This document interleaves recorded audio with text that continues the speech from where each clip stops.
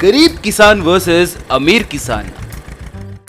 हरिद्वार नाम के गांव में तरुण नायक नाम का एक अमीर किसान रहता था। वो गांव में सभी को पैसे कर्जे में देकर बाद में उन्हें धोखा देकर उनके जमीन को हड़प लेता था। मगर उसी गांव का रहने वाला गोयल नाम का एक गरीब किसान तरुण के पास से पैसे बिना लिए सिर्फ अपने पास रहे पैसों से ही खेती बाड़ी करता था। ऐसे एक दिन थोड़े किसान टी के दुकान के पास टी पी रहे थे। गोयल वहां आकर उनसे, क्या हुआ भाई, आपने मुझे जल्दी आने के लिए कहा था, कुछ काम है क्या? कुछ नहीं रे, इस बार किस तरह के फसल डाल रहे हो वो पूछने के लिए बुलाए थे। सच कहो भैया, कुछ नहीं होगा, खबर जो भी हो मैं धैर्य से सुन सकता हूँ। कुछ नहीं रे, उस तरुण के बारे में बोलकर तुम्हें चौकन्ना करने के लिए बुलाए थे। हमारे खेत तो गए, कम से कम तुम्हारा खेत बच जाएगा सोचकर उसे बचाने के लिए हम कोशिश कर रहे हैं। मैं उसके बारे में हमेशा से ही चौकन्ना हूँ भैया। वैसे मैं उससे कभी भी कर्जा नहीं लेता ना। मेरे पास जितने पैसे हैं उसी से खेती बाड़ी कर लेता हूँ। वो मेरे पास कैसे आएगा?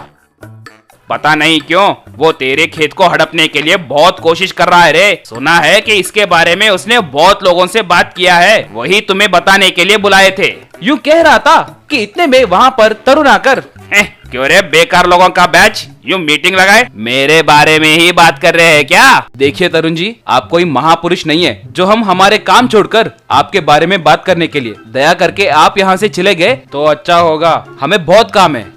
ए गोयल, तुम ऐसे क्यों घबरा रहे हो भाई? क्यों तुम्हारे खेत को जोतने के लिए बैल को तैयार करना है क्या? वैसे तुम और कितने दिन ऐसे मेहनत करोगे? अगर तुम्हें चाहिए तो मेरा ट्रैक्टर ले लो और जितने दिन चाहे उतने दिन उसे चलाओ, मैं तुम्हें फ्री में दूंगा। मुझे जरूरत नहीं है, मैं खुद अपने खेत की जुताई करूंगा। वैसे इस गांव के सभी छोटे किसानों के खेत को हड़प लिए हो ना, वो बस नहीं है क्या जो अब मेरे खेत के ऊपर नजर डाले हो? अरे भाई, आप लोग बेकार में मुझे कमीना समझ रहे हैं। हमें भी तो बैंक वालों को पैसा देना पड़ेगा ना। हाँ पता है, बहुत कम ब्याज में बैंक से पैसे लेकर किसानों के पास से 10% ज्यादा ब्याज वसूल कर रहे हो, मुझे सब पता है। क्या करे रे, भला करने के लिए कुछ कहे तो कोई भी विश्वास नहीं कर रहा है। कहकर वहाँ से चला गया। गोयल से एक किसान, ये क्यों इतने गाली देने के बावजूद भी बिना शर्म करे गोयल के खेत के लिए ऐसे तड़प रहा है? पता नहीं भैया, मुझे कल खेत में काम है, इसके बारे में बाद में सोचूंगा, कहकर चला गया।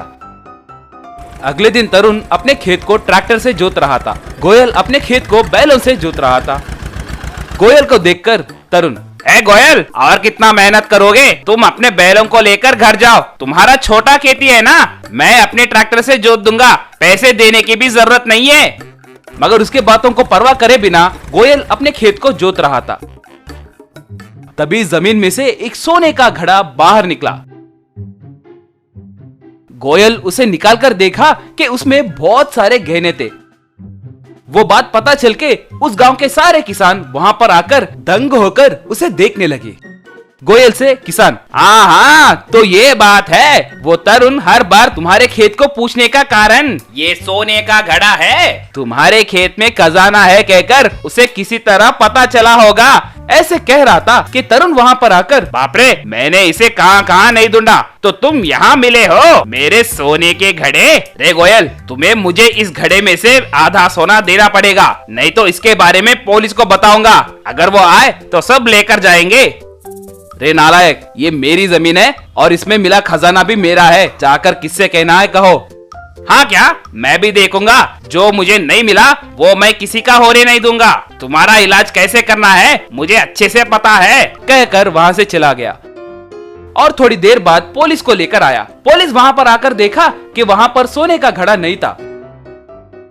तभी ऐसा ही गोयल और सारे किसानों को बुलाकर, क्यों भाई, पता चला है कि यहाँ पर गोल्ड स्मगलिंग कर रहे हैं और इसे जमीन में छुपाए हैं, वो सोना किधर है? सर आप क्या बात कर रहे हैं सर, हम किसान हैं सर। अगर आपके कहे जैसे ही हमने स्मगलिंग किया होता तो हम क्यों ऐसे बैलगाड़ी चलाते हुए खेती बाड़ी करेंगे? बोलिए, ये किसान क्यों ऐसे खाली बैठेंगे? बोलिए। वैसे तरुण, मैंने तुमसे बहुत बार कहा है कि पुलिस से मजाक नहीं किया करते, फिर भी मानना पड़ेगा। बेट तुम ही जीत गए। तुमने पुलिस को जोकर बनाऊंगा कहकर हमसे बेट लगाया था और सच में उन्हें फूल करके बेट जीत गए और हम बेट हार गए। तुम बहुत महान हो तरुण। तब ऐसा ही गुस्से से, क्यों रे तरुण, हमें ही जोकर बनाओगे? तुम्हारी कितनी हिम्मत? कहकर वो पुलिस वाले मिलकर उसे खूब पीटकर चले गए।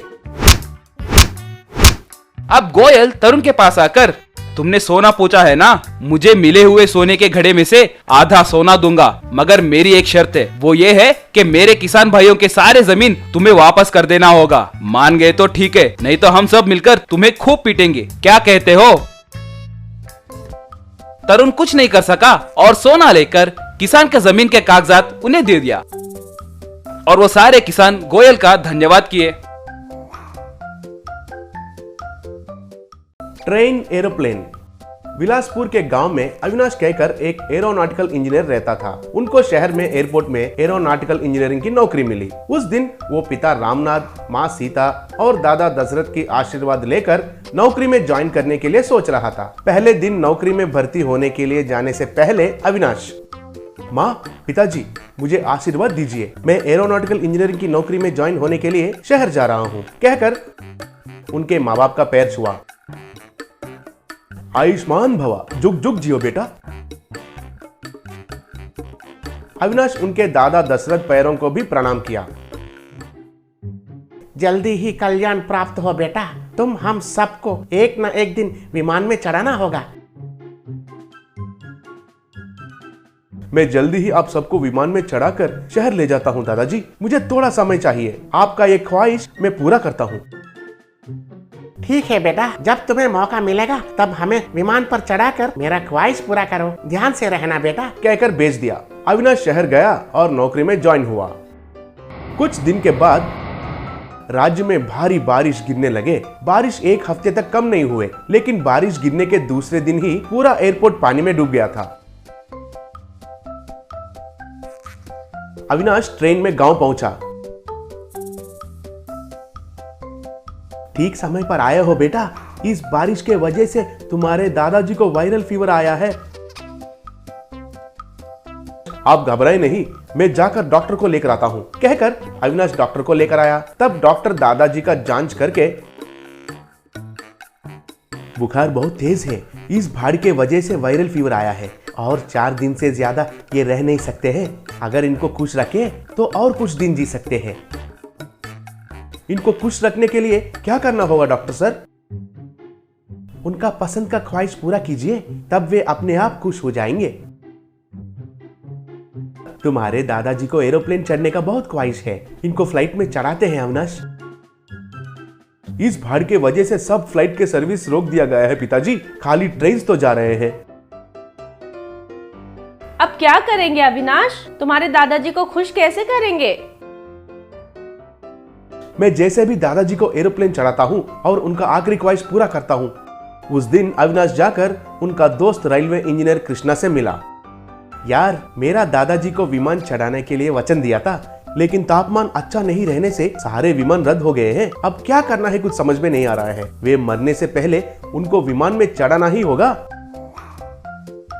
एक काम करते हैं, मैं एक ट्रेन का बोगी का व्यवस्था करता हूँ, तुम तुम्हारे टेक्नोलॉजी को उपयोग करके उसे एक फ्लाइट जैसा बदल दो और उसमें तुम्हारे परिवार को शहर लेकर वापस लेके आओ, बस। ये तो बहुत बढ़िया विचार है, आज रात को ही काम शुरू करते हैं। तब अविनाश और कृष्णा मिलकर एक ट्रेन एरोप्लेन को बनाया। वो देखने में विमान जैसा दिखने वाला ट्रेन है। अविनाश उनका घर गया और सबको लेकर आया। दादाजी के लिए मैंने विमान तैयार किया है, हम हमारे पूरा परिवार इस विमान में शहर जाकर आएंगे। अरे, टीवी में तो सारे विमान रद्द हो गए हैं कहकर सुना था, अब तुम्हें ये विमान कहाँ से मिला है? मैं दादाजी के लिए एक विमान तैयार किया है पिताजी। तब दादाजी दशरथ बहुत खुश होकर, मेरा पोता मेरा ख्वाहिश को पूरे करने के लिए कुछ भी कर सकता है। तब अविनाश सबको उस ट्रेन एरोप्लेन में चढ़ाया। वो ट्रेन एरोप्लेन जा रहा था तो सब लोग आनंद ले रहे थे। अविनाश उनके दादाजी को रास्ते में सब कुछ दिखा रहा था। दशरथ बीमार है कहकर भूल गया और बच्चों की तरह बहुत मजा ले रहा था।